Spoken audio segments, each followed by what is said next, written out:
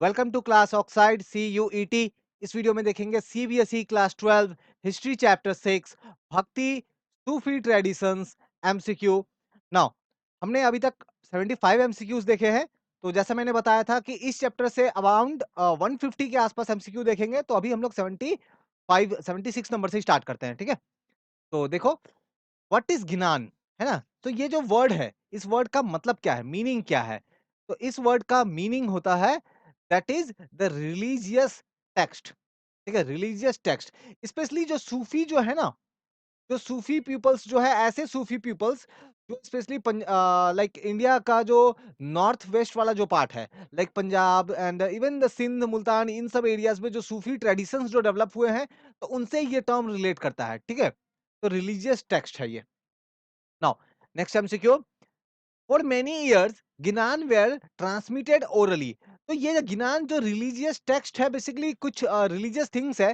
तो स्टार्टिंग में इसको लिखा नहीं गया, काफी सालों तक जो है इसको एक पर्सन से दूसरे पर्सन ओरली जो है वो ट्रांसफर किया गया। जैसे आप देखते हो ना कि वेदास जो थे, आप अगर याद करो, वेदा को स्टार्टिंग में क्या किया जा रहा था कि ओरली ट्रांसमिट किया जा रहा था, बाद में इसको लिखा गया, लाइक दैट ज्ञान को भी ओरली ट्रांसमिट कर रहे थे एंड बाद में इसको लिखा गया, ठीक है। तो बिल्कुल ये करेक्ट स्टेटमेंट है। Later ginan were recorded in Brahmi script. बाद में जब इसे लिखा गया तो ब्राह्मी स्क्रिप्ट पे लिखा गया। नहीं, लिखा तो गया लेकिन ब्राह्मी स्क्रिप्ट में नहीं लिखा गया। इसे लिखा गया था कौन सी, खोजकी। ठीक है, खोजकी स्क्रिप्ट में। ठीक है, खोजकी स्क्रिप्ट में, तो इसलिए ये गलत हो जाएगी। Third statement, the origin of Khojki script can be traced to the script used by the linguistic diversity community of खोजकाज in the Punjab, Sindh and Gujarat. तो बेसिकली ये स्क्रिप्ट आया कहां से, ये जो खोजकी वाली जो स्क्रिप्ट जो है, ये आया कहां से। तो जो पंजाब, सिंध एंड गुजरात एरिया में जो लोग रहते थे, वहां के कुछ लोग जो है, वो लोग क्या करते थे, वो लोग बेसिकली क्या थे, उन लोगों को बोला जाता है खोजास। ठीक है, खोजास बोला जाता है और उनके थ्रू ये स्क्रिप्ट को यूज किया जाता था। तो वहां से ये स्क्रिप्ट आया है, ठीक है। तो ये वाली जो थर्ड वाली है ना, बिल्कुल ये स्टेटमेंट करेक्ट है। आपको करेक्ट बताना है कौन सा है, 1 and 3। 1 and 3 option B. Now next MCQ देख लो। Many Arab Muslim traders who settled along Malabar coast, that is जो केरला के वहां पे है, adopted the local language Tamil. तो हम लोग देखेंगे कि जिस फ्रेज की बात कर रहे हैं, है ना, हम लोग इस पूरे चैप्टर में हम लोग 8th सेंचुरी के बाद की बात कर रहे हैं, तो बाद में देखेंगे बहुत सारे अरब मुस्लिम ट्रेडर्स जो है वो इंडिया में आएंगे, मालाबार कोस्ट में सेटल होंगे। मालाबार कोस्ट कहाँ है, जो हमारा कंट्री का ऐसे करके है ना, और यहाँ पे केरला है, तो केरला की जो कोस्टल वाली एरिया, मालाबार कोस्ट बोलते हैं उसको। नाउ तो मालाबार कोस्ट में वो लोग आके सेटल होते हैं और यहाँ पे इवन वो लोग लोकल लैंग्वेज भी सीख लेते हैं। कौन सी लोकल लैंग्वेज, तमिल। नहीं, यहाँ तक तो ठीक है, लेकिन जो लोकल लैंग्वेज सीख रहे थे ना, वो तमिल नहीं थी, वो कौन थी, मलयालम, है ना। मलयालम जो है लैंग्वेज थी, तो तमिल नहीं होना चाहिए था, मलयालम होना चाहिए था। दैट्स व्हाई ये रॉन्ग हो गई। दूसरा स्टेटमेंट आप देख लो। They also adopted local customs such as matriliny and matrilocal residence. मतलब क्या है, मैं समझाता हूं। यहाँ पे बहुत सारे लोग प्रैक्टिस करते थे, एक प्रैक्टिस था, ट्रेडिशन था। वो ट्रेडिशन क्या था, मैं समझाता हूँ। जनरली आप देखते हो ना, अपने आसपास बहुत बार देखते हो कि आप अपना फैमिली ट्री, आप हो, आपके पहले आपके फादर, उससे पहले आपके ग्रैंडफादर, फिर उससे पहले ग्रेट ग्रैंडफादर। तो हमारे सोसाइटी में क्या होता है, जनरली हम लोग को ये देखने को मिलता है कि जो मेल है, जो मेल है, मेल पर्सन से हम लोग अपने फादर, ग्रैंडफादर, ग्रेट ग्रैंडफादर ऐसे करके अपना लीनिएज को ट्रेस करते हैं ना। लेकिन कुछ सोसाइटी ऐसी होती है जहाँ पे फीमेल के थ्रू ट्रेस करते हैं। जैसे आपका मदर, फिर उनकी आपकी जो है ग्रैंड मदर, उनकी great grand mother, like female को ट्रेस करते हैं कि आप कहाँ से आए हो, ठीक है। तो वैसा सिस्टम को जो है उसके लिए ये वर्ड यूज किया जाता है, ठीक है, मैट्रिलिनी। तो बहुत सारे अरब ट्रेडर्स जो वहां पे आकर सेटल हुए थे मालाबार कोस्ट में, वो लोग ये प्रैक्टिसेस को फॉलो करने लगे, मैट्रिलिनी वाली, मतलब फीमेल के थ्रू जो है अपना लीनिएज को ट्रेस करना, पहला। इसके बाद मैट्रिलोकल रेसिडेंस। अब ये क्या होता है, इसका मतलब ये होता है कि आप जनरली देखते होगे कि शादी के बाद, मैरिजेस के बाद जो जो ब्राइड है, जो वुमेन जो है, वो अपना घर छोड़ के वो उसकी जो हस्बैंड है उसके घर चले जाते हैं, है ना। आप जनरली बहुत बार ऐसा देखते हो। लेकिन बहुत सारे प्लेसेस पे ऑपोजिट होता है, लाइक हस्बैंड जाता है वाइफ के घर में, ठीक है? वहीं पे वो लोग रहते हैं। तो वैसा सिस्टम को क्या बोलते हैं मैट्रिलोकल रेसिडेंस और ये प्रैक्टिसेस भी फॉलो करने लगे थे बहुत सारे अरब मुस्लिम ट्रेडर्स जो कि मालाबार कोस्ट में सेटल हुए थे, ठीक है? तो ये स्टेटमेंट बिल्कुल करेक्ट है, बिल्कुल ऐसा हुआ था। इनकरेक्ट कौन-सा है? इनकरेक्ट पहला वाला है क्योंकि तमिल नहीं वहाँ मलयालम होना चाहिए था। तो इनकरेक्ट है ओनली वन। नेक्स्ट एमसीक्यू देख लो। Which architectural features of mosque are always universal? Generally आप जो मॉस्क जो होती है, मस्जिद जो होती है, उसमें आप कौन सी फीचर कॉमन आप देखोगे?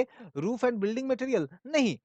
अलग-अलग एरियाज़ में इंडिया में हो सकता है कि जो मॉस्क बनाए जाते हो उसके लिए जो बिल्डिंग मटेरियल या रूफ जिस तरीके का बनाया जाता हो जिस मटेरियल का, हो सकता है सऊदी अरेबिया में कुछ अलग हो। क्योंकि कहाँ पे कौन तरह की नेचुरल रिसोर्सेज़ मिलेगी उस पे डिपेंड करेगा, है ना? तो ये तो नहीं होगा। लेकिन हाँ, आप मॉस्क का डायरेक्शन को अगर आप देखोगे ना, तो आपको वेस्ट डायरेक्शन में मिलेगा। ठीक है? वेस्ट डायरेक्शन में आप देखोगे कोई पर्सन अगर मुस्लिम पर्सन अगर प्रेयर भी कर रहा है, तो वो वेस्ट डायरेक्शन की तरफ करता है क्योंकि वेस्ट डायरेक्शन में ही जो है, वो सऊदी अरेबिया का जो वो होली सिटी जो मक्का जो है वहीं पे है, ठीक है?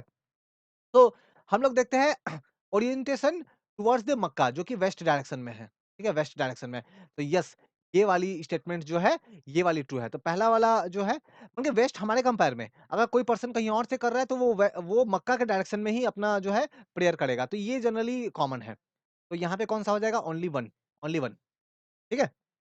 हाँ। इनका लेके बता रहा है आपको। According to historian the term Musalman और Muslim was virtually never used in Sanskrit text and inscription dating between 8 to 14 century. तो आप देखो 8 से 14 सेंचुरी के बीच में जो भी हमें टेक्स्ट वगैरह मिलते हैं, संस्कृत टेक्स्ट वगैरह मिलते हैं हमें, उसमें आपको ये मुसलमान या मुस्लिम टर्म देखने को नहीं मिलेगा। देखो आपको पता है कि बिटवीन 8 से 14 सेंचुरी में बहुत सारे मुस्लिम पीपल्स ऑलरेडी वो इंडिया में आ चुके थे। बहुत सारे ट्रेडर्स थे, बहुत सारे रिलीजन को स्प्रेड कर रहे थे, इस कारण से बहुत सारे लोग आ चुके थे। लेकिन वैसे लोगों के लिए मुसलमान या मुस्लिम टर्म यूज़ नहीं किया जाता था संस्कृत टेक्स्ट में। ठीक है? कोई एविडेंस अकॉर्डिंग टू हिस्टोरियन नहीं मिलता है ऐसा। तो यस, ये बिल्कुल सही बात है।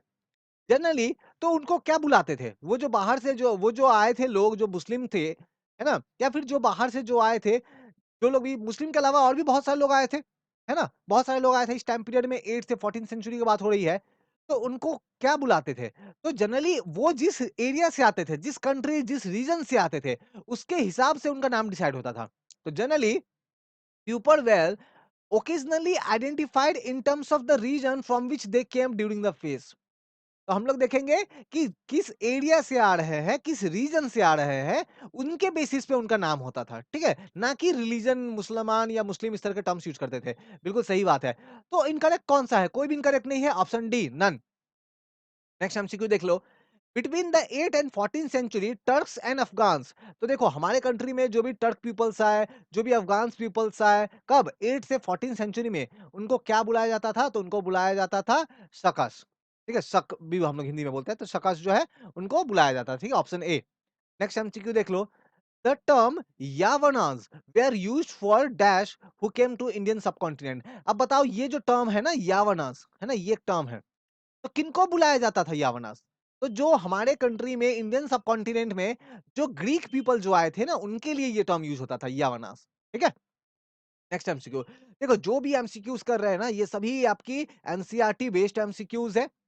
एनसीईआरटी बेस्ड एमसीक्यू है आपके सीयूईटी, है ना? आपके जो कॉमन यूनिवर्सिटी एंट्रेंस टेस्ट वाली जो एग्ज़ाम है, वहाँ पे तो डेफिनिटली हिस्ट्री डोमेन में इम्पोर्टेंट होगा, साथ ही आपके बोर्ड एग्ज़ाम में भी इम्पोर्टेंट है ये। Now which statement about Mlecchas is true. तो जब मलेच्छ जो होते हैं, है ना? मलेच्छास जो टर्म जो है, ये इनके बारे में कौन-सा स्टेटमेंट यहाँ ट्रू है? तो it was used for migrant communities. Yes, ये ट्रू है। हमारे इंडियन सबकॉन्टिनेंट में वो जो लोग बाहर से आते थे, बहुत बार उनके लिए मलेच्छास टर्म जो है, मलेच्छ जो टर्म जो है, ये यूज़ किया जाता था। तो जो माइग्रेंट थे, जो हमारे कंट्री में आते थे, उनके लिए। यस, ये ट्रू है। They did not observe. अब ये जो लोग आते थे, इनको मलेच्छ बोल रहे हैं, मलेच्छास बोल रहे हैं, तो वो जो लोग आ रहे थे, they did not observe the norms of the caste society. हम लोग ये देखेंगे कि ये जो लोग आ रहे थे, क्योंकि ये तो इंडियन सबकॉन्टिनेंट से बाहर आ रहे थे, तो ये जो कास्ट सिस्टम वाला जो सिस्टम था, ये तो हमारा कंट्री का था ना, कि हमारे कंट्री में काफ़ी सारे कास्ट सिस्टम जो था। तो ये जो लोग बाहर से आ रहे थे, वो लोग कास्ट सिस्टम में होंगे क्या? डेफिनिटली नहीं, क्योंकि वो तो बाहर से आ रहे हैं। तो they did not observe the norms of the caste society. Yes, ये ट्रू है। अब क्योंकि वो लोग बाहर से आ रहे हैं तो उनका लैंग्वेज भी डेफिनेटली डिफरेंट होगा। So they spoke that language that was derived from Sanskrit. नहीं, रॉन्ग। वो लैंग्वेज बोलते थे जो कि संस्कृत से बना था। नहीं, संस्कृत से नहीं बना था ऐसा कोई बात नहीं था क्योंकि वो तो बाहर से आए थे। तो संस्कृत का बात कहाँ से आएगा? उनका तो अपना कुछ अलग लैंग्वेज होगा, वो लोग वो बोलेंगे, ठीक है? सो दैट्स व्हाई ये रॉन्ग हो जाएगी। तो आपको तो ट्रू बताना था ना, तो 1 and 2 option A. Next MCQ देख लो, find incorrect. The term Mlecchas sometime had a derogatory connotation।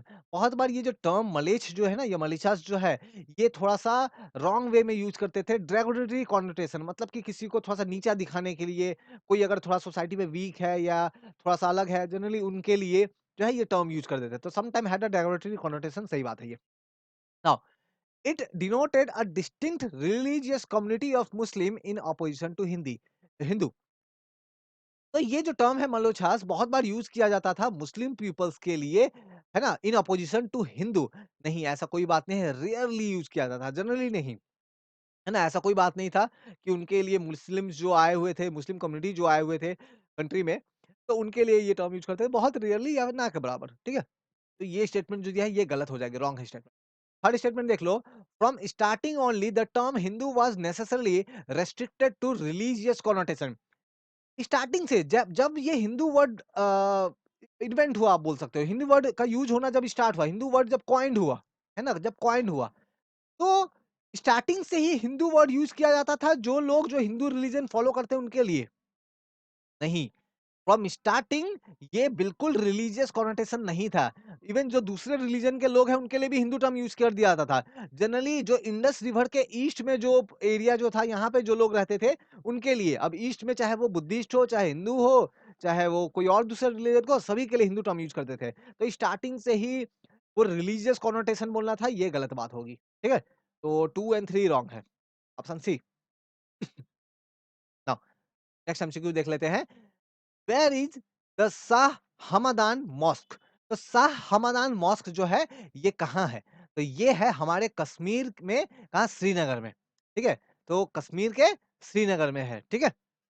Next, in which year Shah Hamdan excuse me, in which year Shah Hamdan mosque was built in. तो कौन से ईयर में शाह हमदान मॉस्क जो है वो बनाई जाएगी? तो 1395, 1395 ऑप्शन ए। नेक्स्ट एमसीक्यू देख लो, Shah Hamdan mosque is on the bank of Ravi river. तो ये जो मॉस्क है ना, शाह हमदान मॉस्क, ये रावी नदी के किनारे है। रावी नहीं, ये झेलम नदी के किनारे है, on the bank of Jhelum. तो ये गलत हो गया। It is often regarded as the jewel in the crown of all the existing mosque in the Kashmir. Kashmir में जितने भी मॉस्क है, मस्जिद है, उन सभी मॉस्क में से इस पर्टिकुलर मॉस्क को बोला जाता है कि ज्वेल्स ऑफ द क्राउन है ना, बहुत इंपॉर्टेंट मॉस्क है ये, दैट्स व्हाई। हाँ, ये सही बात है। It is one of the best example of Kashmiri brick architecture. तो हम लोग देखेंगे, ये बहुत ही एक अच्छा एग्जाम्पल है, ये जो मॉस्क है ना, ये बहुत ही एक अच्छा एग्जाम्पल है कश्मीरी ब्रिक आर्किटेक्चर का। नहीं, ब्रिक का नहीं, ये बना हुआ है वुडन का, लकड़ी का, ठीक है। तो ये वाली गलत हो गई। It is decorated with paper match. तो यस, ये ट्रू है, ठीक है। तो हमारा कौन सा हो जाएगा? 4 वाला ही करेक्ट है एंड 2 वाला करेक्ट है। आपको करेक्ट बताना था, 2 4, 2 4, वेट, एक्सक्यूज मी, सॉरी, ये वाला स्टेटमेंट 1 करेक्ट नहीं है, गलत है। स्टेटमेंट करेक्ट है, स्टेटमेंट करेक्ट है। तो 2 एंड 4 करेक्ट है। अच्छा, यहाँ मिस्टेक हो गया, यहाँ बेटर है ना, आप ना 2 एंड 4 कर लो यहाँ, 2 एंड 4, ठीक है, ये 3 नहीं 4 कर लो, तो ऑप्शन सी बोलेंगे हम लोग, ठीक है। नाउ माफी चाहूंगा आपके लिए। नाउ नेक्स्ट देखते हैं।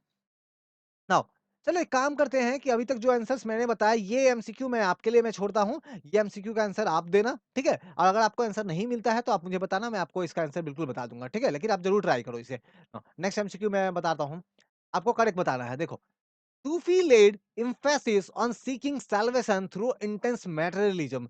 तो जो सूफी पीपल्स जो है, इन्होंने बहुत ज्यादा जोर दिया, इम्फेसिस किया कि सेल्वेशन अगर हासिल करना है ना, तो ये कैसे होगा? गॉड को लव करके, है ना, गॉड के को लेकर के इंटेंस डिवोशन के थ्रू, है ना, हम लोग बोल सकते हैं डिवोशन के थ्रू, ना कि मैटेरियलिज्म। ये गलत हो जाएगा ना, डिवोशन, लव, गॉड को लेकर के। सो इसके थ्रू जो है सूफिज्म जो है, इसमें बहुत ज्यादा इम्फेसिस करते हैं, है ना।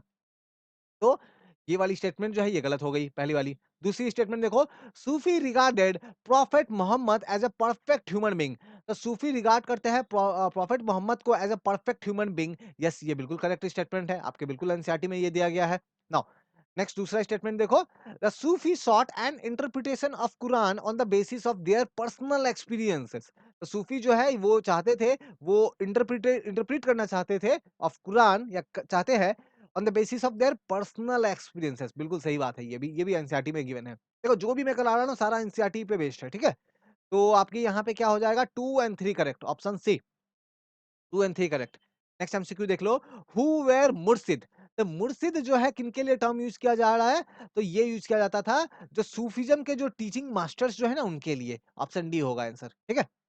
नेक्स्ट, और इन मास्टर के जो स्टूडेंट होंगे, इन मास्टर के जो स्टूडेंट होंगे, जो डिसिपल होंगे, उनके लिए क्या टर्म यूज किया जाएगा, तो उनके लिए टर्म यूज किया जाएगा मुरीद। तो मुरीद क्या हो जाएंगे, उनके डिसिपल्स, है ना? डिसिपल्स लाइक बोल सकते हैं, उनके फॉलोअर्स या स्टूडेंट बोल सकते हो आप। तो उनके लिए टर्म यूज करेंगे मुरीद।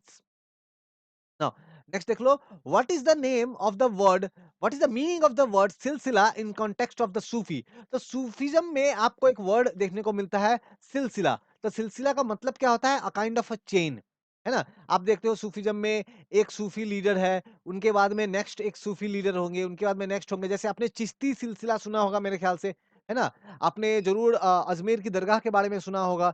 तो वो एक चेन चल रहा है, एक सूफीज़्म लीडर के बाद में नया आ गए, फिर नया आ गए, फिर नया आ गए, तो एक चेन चल रहा है। तो इसको बोलते हैं सिलसिला सूफीज़्म में, चेन, ठीक है? Option B. नेक्स्ट एमसीक्यू, आपको करेक्ट बताना है यहाँ पे देखो। तो यहाँ पे कैसे होगा, dargah are the tomb shrine of the sheikh. तो दरगाह जो है वो श्राइन है ना? टॉम श्राइन है किनके? शेख के। तो शेख जो है वो सूफी के जो सेंट जो है ना, जो सूफी के जो लीडर या सेंट आप बोल सकते हो, जो सेंट है उनके लिए टर्म यूज़ किया जा रहा है, ठीक है? तो ये बिल्कुल करेक्ट स्टेटमेंट है, दरगाह बोलते हैं उसे। It is a Persian word which means temple. तो ये एक पर्शियन वर्ड है जिसका मतलब टेम्पल है, नहीं इसका मतलब होता है कोर्ट। कोर्ट, टेम्पल नहीं, कोर्ट, ठीक है? तो ये गलत हो गई। थर्ड स्टेटमेंट देखो, a cult have been evolved in which sheikh are revered as wali. तो एक प्रैक्टिस इवॉल्व हो गया है जिसमें जो शेख जो है इसको लाइक वर्शिप किया जाता है, पूजा किया जाता है एज अ वाली, है ना? वाली भी ना सूफी सेंट के लिए, बहुत बार सूफी सेंट के लिए ये टर्म बहुत बार यूज आपको मिलेगा, ठीक है?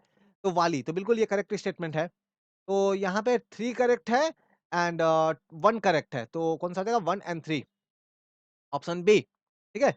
नाउ नेक्स्ट एमसीक्यू आप देख लो, what is the meaning of the word ziyarat. तो जियारत वर्ड का मतलब है पिलग्रिमेज। हम लोग जाते हैं ना, एक किसी पवित्र, किसी सेक्रेट प्लेस पे हम लोग ट्रैवल करते हैं, जाके पूजा करते हैं, वर्शिप करते हैं, प्रेयर करते हैं, तो इस्लामिक कंटेक्स्ट में उसे जियारत बोलते हैं, ठीक है? The pilgrimage. हाँ, सूफीज़्म, सूफीज़्म कौन से लैंग्वेज से ये वर्ड आया है? Arabic, English, Persian, Hindi. तो बहुत सारे लोग इसमें कन्फ्यूज़ होते हैं, वो बोलते हैं पर्शियन एंड अरबिक, लेकिन ये नहीं, ये इंग्लिश वर्ड है, ठीक है? इंग्लिश वर्ड है जिसे 19th सेंचुरी में कॉइन किया गया था। याद रखना, 19th सेंचुरी में ये वर्ड स्टार्ट किया गया था, ठीक है? तो हम लोग देखो, तो Sufism is a term coined in 13th, नहीं 19th सेंचुरी हो, 19th में, ये गलत हो गई। पहला देखो, इस्लामिक कॉन्टेक्स्ट में, इस्लामिक टेक्स्ट में आपको सूफीज़्म वर्ड के लिए, सूफीज़्म जो है ना, इसके लिए आपको एक टर्म मिलेगा, वो टर्म क्या है? तसव्वुफ, ठीक है? तो ये टर्म मिलेगा। तो तसव्वुफ जो टर्म जो है, ये सूफीज़्म के लिए यूज़ किया जाता है इन इस्लामिक टेक्स्ट। तो यस, ये करेक्ट है। इनकरेक्ट कौन सा है? Only 2, option B. Next MCQ आप देख लो, according to the different historian the term Sufi is derive from the word. तो ये सूफीज्म वर्ड ठीक है 19th सेंचुरी में आया, इंग्लिश वर्ड है, लेकिन आया कहाँ से? तो इसके पीछे अलग अलग हिस्टोरियंस का अलग अलग मानना है। कुछ लोग बोलते हैं कि ये सूफ वर्ड से आया है। सूफ क्या होता है? जो सूफी के जो सेंट्स जो है ना, वो जो कपड़े पहनते हैं, जो वुलन क्लोथ पहनते हैं थोड़ी मोटी सी, तो उसको सूफ बोलते हैं, वहां से आया ये सूफीज्म वर्ड। इसी तरीके से कुछ लोग बोलते हैं साफा जो वर्ड है, इसका मतलब बेसिकली प्योरिटी जो है, वहां से आया। फिर कुछ लोग बोलते हैं सूफा वर्ड से आया। तो ये 3 वर्ड को बेसिकली अलग अलग हिस्टोरियंस जो है वो क्लेम करते हैं, ठीक है? तो तीनों ही करेक्ट है, ऑप्शन डी। तो सूफीज़्म सूफ वर्ड से भी आया है, साफा एंड सुफ़ा, ये तीनों ही वर्ड से आया है, ठीक है? तो यहाँ पे देखो, वैसे अगर मीनिंग देखो तो सूफ क्या हो जाएगा? सूफ हो जाएगा जो वो लोग कपड़े पहनते हैं, ठीक है? थोड़ी मोटी-सी वूलन टाइप के कपड़े पहनते हैं, तो उसको सूफ बोलते हैं, तो वहाँ से सूफीज़्म वर्ड आया। साफा कौन-सा हो गया? साफा मतलब वो प्योरिटी हो गया, है ना? एक प्योर सोल, प्योर आत्मा, लाइक आप ऐसे बोल सकते हो ऐसे। सूफा क्या हो गया? तो आप देखोगे कि प्रॉफिट के वहाँ पे जहाँ पे वो मॉस्क है उनकी, तो वहाँ पे बाहर में एक प्लेस था जहाँ पे उनके स्टूडेंट जो है बैठ के वो सीखते थे, इस्लाम के बारे में सीखते थे, है ना? तो वहाँ पे वो बताते थे, सीखते थे। तो उस प्लेस को वहाँ पे उसके लिए टर्म यूज़ किया जा रहा है सूफ़ा। तो अलग-अलग ये वर्ड अलग-अलग लॉजिक है हिस्टोरियंस का। तो ये आप तीनों ही करेक्ट आप बोलोगे, ऑप्शन डी। नेक्स्ट देख लो, most Sufi lineage were named after the founding figures. तो देखो, जो सूफी का ना एक लीनिएज चलता है, जैसे सूफी का एक लीडर हुआ, है ना? एक सेंट हुआ। अब इनके बाद में जब ये नहीं रहेंगे तो इनके बाद में कोई इनका कोई एक और जो है उन्हीं के ग्रुप से कोई एक और सेंट बनेगा, फिर उसके बाद कोई एक और बनेगा, कोई और तो एक चेन चलता रहेगा सिलसिला जिसे हमने कहा था। तो ये जो लीनिएज चल रहा था ना, तो इस लीनिएज का ना नाम दे देते हैं। इस लीनिएज का एक नाम दे देते हैं। तो नाम जनरली किस पे होता था जो सूफी जो फाउंडिंग जिसने फाउंड किया ना, उसके नाम के ऊपर में इस लीनिएज का नाम दे देंगे।